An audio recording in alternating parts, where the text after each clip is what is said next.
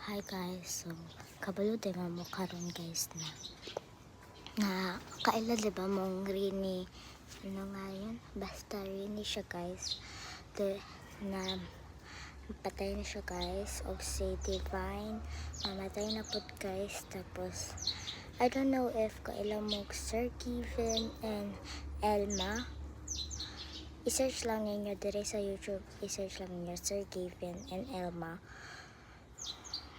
ano lang, mailhanan ko rin ninyo. Sa kay Rene, namatay na si Rene dahil sa namatay si Rene ngayong June. Si Divine din namatay sa June.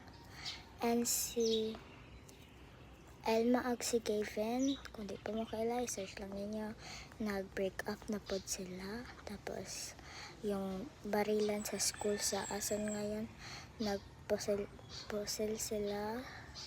Mga bata pa yon, baka naka-learn sila sa Roblox. Don't play Roblox guys ha. And yung nagsaksakan sa school pa din, and earthquakes, and marami pang iba.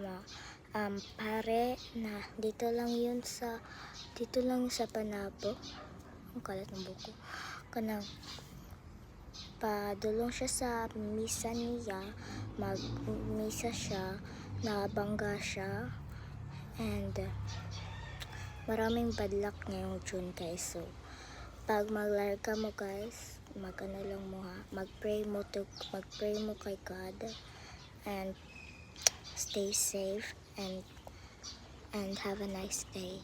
Bye bye.